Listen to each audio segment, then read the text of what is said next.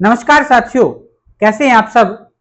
मैं आपका दोस्त, आपका होस्ट यूनुस बख्श, अदनान इंस्टीट्यूट एमपी में आपका स्वागत करता हूं। आज मैं आपके लिए लेकर के आया हूं एक बहुत बड़ी खबर। एक आदेश जारी हुआ है लोक शिक्षण संचालनालय मध्य प्रदेश द्वारा अतिथि शिक्षकों की भर्ती के संबंध में।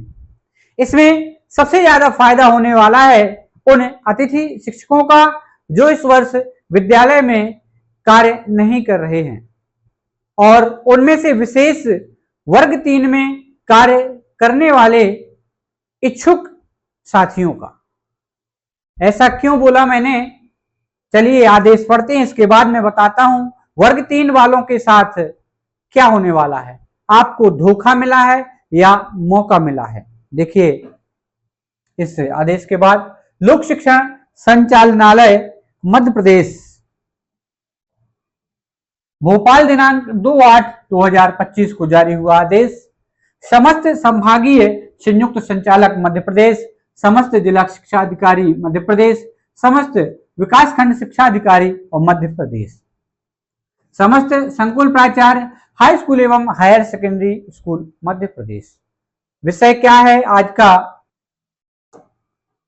शैक्षणिक सत्र 2025-26 में विद्यालय में रिक्त पदों के विरुद्ध अतिथि शिक्षक आमंत्रण हेतु रिक्तियों के अपडेशन के संबंध में।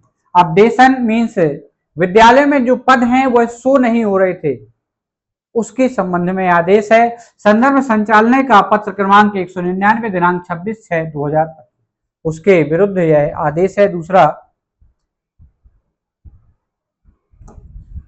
उपरोक्त संदर्भित पत्रानुसार शैक्षणिक सत्र 25-26 में रिक्त पदों के विरुद्ध अतिथि शिक्षक आमंत्रण हेतु विद्यालय के शाला प्रभारी के लॉगिन पर आवश्यकतानुसार रिक्तियों के अपडेशन करने की सुविधा उपलब्ध कराई गई थी। कतिपय जिला शिक्षा अधिकारी द्वारा पत्र के माध्यम से अवगत कराया गया है कि शाला प्रभारियों द्वारा रिक्त अपडेट करते समय त्रुटिपूर्ण जानकारी अपडेट होने से उन्हें विद्यालय में अतिथि शिक्षक आमंत्रण में कठिनाई आ रही है। त्रुटिपूर्ण जानकारी क्या है? बहुत से साथी अभी विद्यालयों में ज्वाइन करने गए थे, वहां के शाला प्रभारी महोदय बोलते हैं हमारे यहाँ वैकेंसी नहीं है। तो आज उस दिन वह वैकेंसी थी, अब यह वैकेंसी समाप्त हो जाएगी।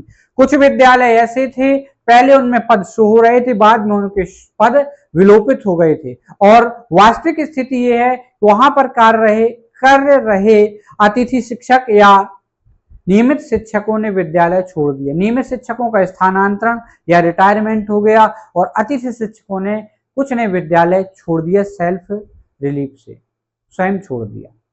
तो वह पद खाली हो जाने के बाद भी अभी तक नहीं भरे गए, उनके लिए रिक्तियों का अपडेशन शाला प्रभारी के लॉगिन आईडी के माध्यम से होगा। नेक्स्ट, अतः जिला शिक्षा अधिकारी द्वारा प्रेषित किए गए पत्रों के आधार पर विद्यालयों में रिक्त पद के अपडेशन हेतु शाला प्रभारियों को अंतिम अवसर प्रदान किया जा रहा है। विशेष अंतिम अवसर इसलिए कि जुलाई निकल चुका है, अगस्त में भर्ती आएगी।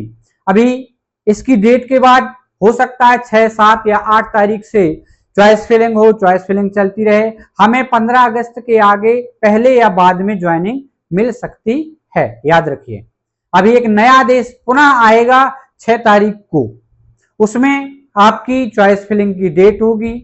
चॉइस फिलिंग की डेट के साथ वैकेंसी ओपन हो जाएंगी, आप चॉइस फिलिंग करेंगे, उसके बाद 10 या 11 तारीख से ज्वाइनिंग प्रक्रिया प्रारंभ हो सकती है।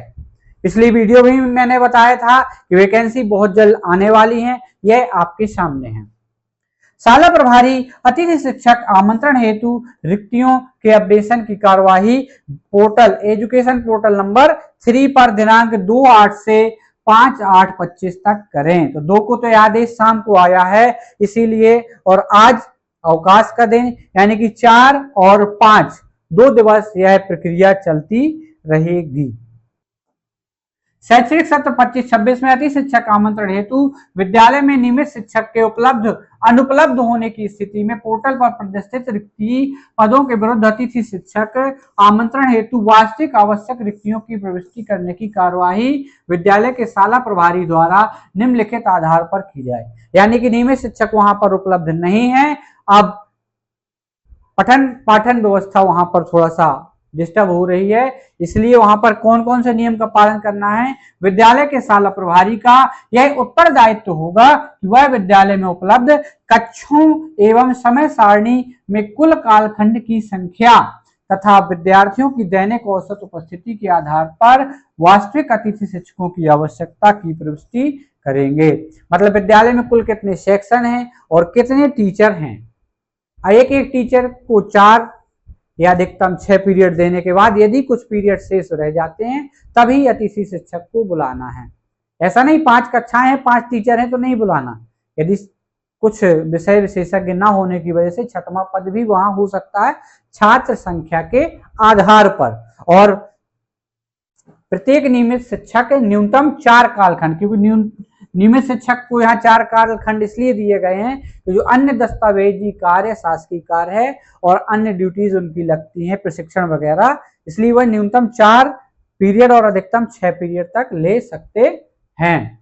अध्यापन कराएंगे अतः इनकी परीक्षण इसके परीक्षण के उपरांत ही विद्यालयों में शाला प्रभारी अतिथि शिक्षक की आवश्यकता की प्रविष्टि करेंगे। सिर्फ प्रदर्शित रिक्ति पदों का प्रमाणीकरण न करें। ऐसा नहीं करना है कि रिक्तियां खाली दिख रही हैं और आपने बुला लिया, यानी कि एक विषय का टीचर गया तो आपने बुला लिया, आज छात्र संख्या भी हमें देखनी है। समस्त शाला प्रभारियों को निर्देशित किया जाता है कि पैरा 2.1 के अनुसार अतिथि शिक्षक की आवश्यकता का आकलन करने के उपरांत रिक्तियों के अपडेशन की कार्यवाही निर्धारित समय सीमा से करना सुनिश्चित करें। यदि शाला प्रभारियों द्वारा निर्धारित समय सीमा से कार्यवाही नहीं की जाती तो यह माना जाएगा कि उन्हें विद्यालय में अतिथि शिक्षकों की आवश्यकता नहीं है। उपरोक्त कार्यवाही निर्धारित समय सीमा में करना सुनिश्चित करें।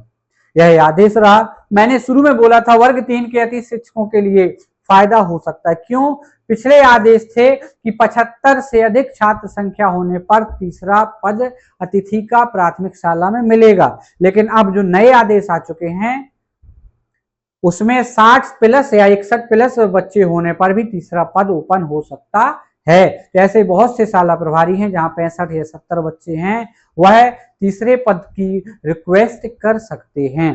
तीसरे, चौथे, 5वें जो भी छात्र संख्या के बाद जो लास्ट का पद शो नहीं हो रहा था वह अब शो हो सकता है।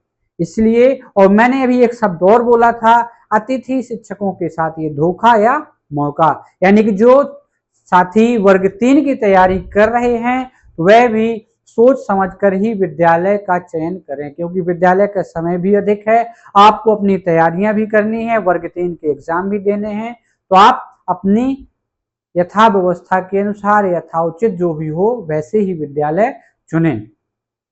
साथ ही कुछ विद्यालयों का विलय सीएम राइज विद्यालय में होने वाला है। मैंने इसके पहले की वीडियो में सूचना डाल रखी है, आप देख सकते हैं। सीएम राइज में जो विद्यालय जाने वाले हैं, आप उन विद्यालयों को प्रथम क्रमांक में ना चुने, अंत में चुने, क्योंकि आपका चयन आज इस विद्यालय में होगा, 2 महीने बाद अगर वो विद्यालय बंद होता है तो आपकी सेवाएं स्वतः ही समाप्त हो जाएंगी। तो आप कोशिश करें कि जो विद्यालय सीएम राइज से नजदीक ना हो, 5-6 किलोमीटर के बाद के हो, वह चुने। इसके बाद आप किसी भी विद्यालय को चुन सकते हैं। अभी तक यहाँ रुके रहने के लिए आपका बहुत बहुत धन्यवाद। और आप लोगों से एक और निवेदन है, यदि आपके साथ आपके पास कोई 6 से लेकर के 10वीं तक के बच्चे हैं तो हमारा 6 से 10 तक के इंग्लिश का कोर्स इसी YouTube चैनल पर बिल्कुल फ्री में उपलब्ध है। परीक्षाओं के आने से पहले कोर्स पूर्ण करा दिया जाएगा। आप हमारे चैनल को लाइक करें, शेयर करें और सब्सक्राइब करें। धन्यवाद।